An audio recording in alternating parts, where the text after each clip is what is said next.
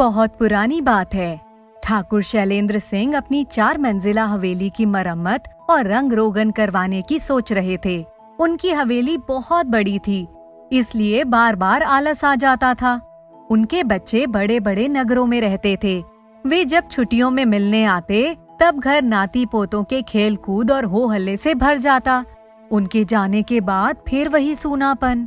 इस बार बच्चों ने कहा, पिताजी, हवेली की मरम्मत और रंग रोगन करवाने की जरूरत है। हम शहर के छोटे छोटे फ्लैटों में रहते हैं। यहाँ आकर ही बच्चों को इतनी बड़ी जगह मिलती है। यहाँ आने के नाम पर ही बच्चे खुश हो जाते हैं।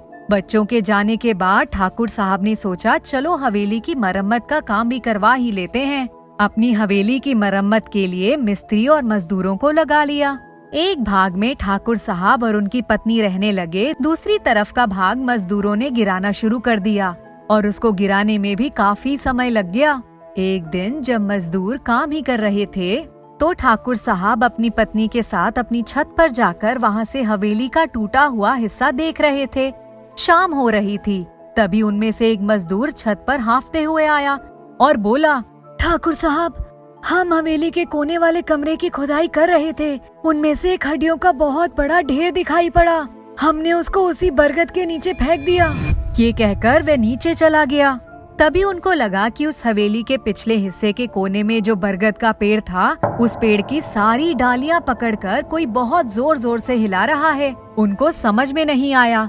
उन्होंने टॉर्च जलाकर देखा, वहाँ 3-4 अजीब शक्लों वाली औरतें, जिनकी बहुत लंबी लंबी चोटियां थीं, वही उन डालियों को पकड़कर बड़े गुस्से से हिला रही थी। इसी से पूरा बरगद का पेड़ बुरी तरह से हिल रहा था। लगता था कि वे उसको हिला हिलाकर गिरा ही देना चाहती हैं। ठाकुर साहब ने अपनी पत्नी से कहा, चलो नीचे चलते हैं और कोई उपाय सोचते हैं।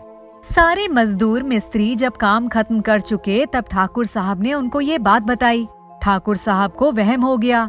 उन्होंने सोचा, कहीं ऐसा तो नहीं कि वही हड्डियां चुड़ैल बन गई हैं। उस दिन ठाकुर साहब ने सभी मजदूरों और मिस्त्रियों को रोक लिया और कहा, आज तुम लोग यहीं रुको, खाना भी यहीं खा लेना और यहीं रात को सो जाना। रात के समय तुम लोग भी चलकर देखो, जो मैंने कुछ देखा वह मेरा भ्रम तो नहीं था। मिस्त्री और मजदूर मान गए। उस रात वे सभी उनके घर पर ही रुके। सब खाना खा पीकर बहुत देर तक बातें करते रहे। उसके बाद सब लोग मिलकर छत पर गए। छत पर बिल्कुल घुप अंधेरा था। हाथ को हाथ नहीं दिखाई पड़ रहा था और अंधेरी रात थी। कुत्ते भी जोर जोर से भौंकने लगे। सब वही मुंडेर के पास छुपकर बैठ गए। उन्होंने देखा कि पता नहीं किधर से औरतें आईं और उन सबकी चोटियां वाकई बहुत बड़ी थीं। मिस्त्री ने ठाकुर साहब से धीरे से कहा, ये तो सही में चुड़ैलें ही लग रही हैं। उन चुड़ैलों की आंखों में गुस्सा साफ झलक रहा था। ऐसा लग रहा था कि सब मिलकर पेड़ को हिलाकर गिरा देना चाहती हैं। धीरे धीरे सभी नीचे आ गए। उन्होंने सोचा, इसका क्या उपाय करना होगा। दूसरे दिन सभी मजदूर और मिस्त्री सुबह होने से पहले बिना ठाकुर साहब को बताए ही अपने अपने घर चले गए। ठाकुर साहब को चिंता हो गई। उन्होंने सोचा, लगता है डर के मारे सब बिना बताए ही चले गए। जब शाम हुई तब सभी मजदूर आए और उन्होंने कहा, हम एक अघोरी साधु को जानते हैं। रात को ही ख्याल आ गया था, इसलिए हम आपको बिना बताए ही चले गए। हम गांव गांव घूमकर काम करते हैं। तभी किसी ने एक अघोरी साधु का जिक्र किया था, जिनको इन सब के बारे में काफी ज्ञान है। हम उन्हीं से मिलने गए थे। सारी बातें सुनकर उन्होंने कहा, अगर चुड़ैलों की चोटी काटकर जला दी जाए तो चुड़ैलें वह स्थान छोड़ देती हैं। ठाकुर साहब सोचने लगे कि उन चुड़ैलों के पास कौन जाएगा। यही सोचते सोचते उनको नींद ही नहीं आई। दूसरे दिन जब सभी मजदूर काम पर आए तब सबने काम शुरू कर दिया। उस दिन भी सभी लोगों को ठाकुर साहब ने रोक लिया। रात को उन्होंने एक मजदूर से कहा, जो घर टूट रहा है उस जगह पर 8-10 कंडे रखकर उसमें आग सुलगा दो। ठाकुर साहब और 3 मजदूर एक लालटेन और 4 कैंची लेकर बड़ी हिम्मत करके उस पेड़ के नीचे गए। पेड़ के नजदीक पहुंचकर सबने देखा कि चुड़ैलें पेड़ की डालियों को पकड़कर हिला रही हैं। ठाकुर साहब जोर से बोले, कौन है यहाँ, क्या कर रहा है? उन चुड़ैलों में से जो सबसे भयानक थी उसने आकर गुर्राते हुए कहा, हम आराम से उस कोने वाले कमरे में रहते थे, लेकिन तुमने हमारा घर उजाड़ कर हमें बिना घर के कर दिया। अब हम कहाँ जाएं? हम ये हवेली नहीं बनने देंगे, सब लोग भाग जाओ। तभी ठाकुर साहब ने मौका देखकर अपने साथ लाई पिसी हुई लाल मिर्च एकदम से हवा में बिखेर दी। चुड़ैल की आंखों में मिर्च भर गई, वो कुछ भी नहीं देख पा रही थी। तभी उन लोगों ने सबके सिर एक साथ करके जोर से भिड़ा दिए। सबने मिलकर एक एक करके सबकी चोटी से थोड़े थोड़े बाल काट दिए।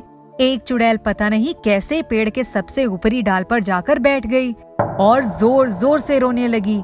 ठाकुर साहब ने उसको ललकारा, नीचे आती हो या पेड़ को ही गिरा दें। शायद अकेली पड़ गई वह चुड़ैल इतने लोगों को एक साथ देखकर डर गई और बोली, रुक जाओ, मैं अभी आती हूँ। जब तक वे पेड़ से नीचे आती, एक मजदूर ने ठाकुर साहब के हाथ से लालटेन ली और उसे बुझा दिया। उसका सारा तेल वहीं गिरा दिया और माचिस की तीली जलाकर पेड़ के नीचे फेंक दिया। वहाँ ढेर सारे झाड़ झंखाड़, सूखे पत्ते और टूटे हुए दरवाजे भी पड़े थे। सब धू धू करके जलने लगे। उन लोगों ने सारी कटी हुई चोटियां उसी आग के हवाले कर दी। पेड़ वाली चुड़ैल जैसे ही नीचे उतरी, सब उस पर टूट पड़े और उसकी चोटी काटकर जलती आग में झोंक दिया। सारी चुड़ैलें वहाँ से नी नी नी नी करती हुई भाग रही थी। चुड़ैलें उस बरगद के पेड़ को छोड़कर चली गईं। एक मजदूर बोला, ठाकुर साहब, आपने हवेली में आग क्यों जलवाई थी? ठाकुर साहब ने कहा, अरे भाई, मुझे क्या पता था कि वह चुड़ैल पेड़ पर भाग जाएगी और तुम वही सब काम कर डालोगे। लगभग 1 महीने के बाद ठाकुर साहब अपनी हवेली के बरामदे में सारे मजदूरों और मिस्त्रियों के साथ बैठे हुए चाय पी रहे थे। तभी गांव के कुछ लोग ठाकुर साहब से मिलने आए और ठाकुर साहब उनको अपने बहादुर मजदूरों के किस्से हंस हंस कर सुना रहे थे। ठाकुर साहब ने कहा, आज हम लोग हंस रहे हैं, लेकिन उस दिन जब हमने उन चुड़ैलों को देखा था और उनकी चोटी काटने का सोचा था, तो ये सोच भी नहीं सकते थे कि आज हम जिंदा बचेंगे या नहीं। लेकिन अंत में हमने उनको भगा कर ही दम लिया। इसके बाद ठाकुर साहब की हवेली की मरम्मत और रंग रोगन फिर से शुरू हो गई। चुड़ैलों की चोटी कट गई थी, वे वहाँ से जा चुकी थीं।